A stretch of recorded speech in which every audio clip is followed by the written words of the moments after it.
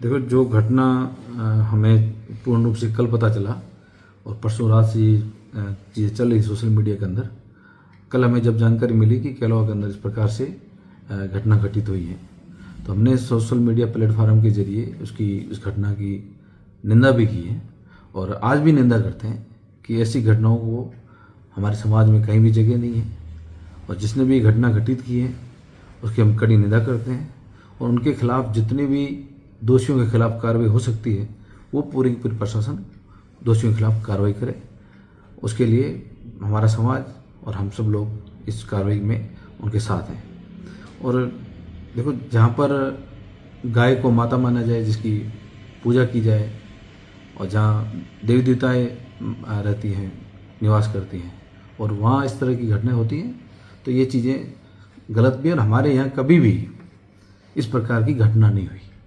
जैसलमेर, जोधपुर, बाड़मेर, मारवाड़ पूरा, जहाँ मैं खुद हमारे परिवार में हमारे पीढ़ियों से 500-600 गाय हैं। यहाँ सिंधी मुस्लिम का कोई ऐसा परिवार नहीं होगा जिनके पास गाय नहीं है। हर व्यक्ति यहाँ पर गाय रखता है, 10 रखे, चाहे 4 रखे, चाहे 2 गाय रखे। आज मेरे घर पे 300 गाय हैं। तो हमारा पशुपालन ही धंधा था, आज भले खेती हो गया हो। तो ये हमारे यहाँ सिंधी मुस्लिम समाज के अंदर इस प्रकार की घटनाएं नहीं हुई।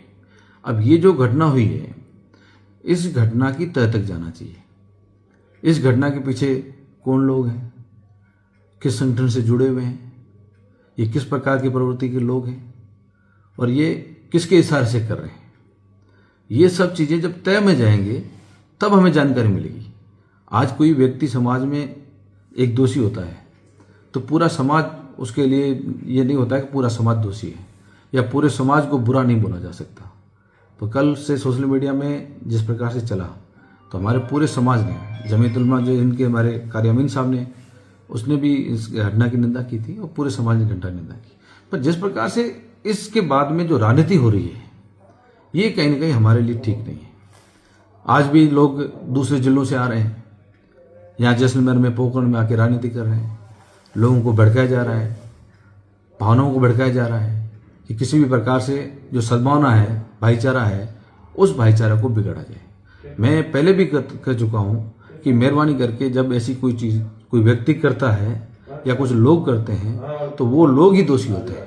और यदि उसमें भी अपन राजनीति करते हैं या ऐसी कुछ चीज़ ढूंढते हैं तो ये कहीं ना कहीं हमारे देश के लिए, हमारे राजस्थान के लिए, हमारे मारवाड़ के लिए ये सब चीज़ें ठीक नहीं है। बुलडोजर सरकार पर आज जिस प्रकार से उसके बाद में जो दोषी हैं, यदि उसने कोई गलत रिकमेंड कर रखा है, आप उसके खिलाफ कोई भी कार्रवाई करते हो, अच्छी बात है।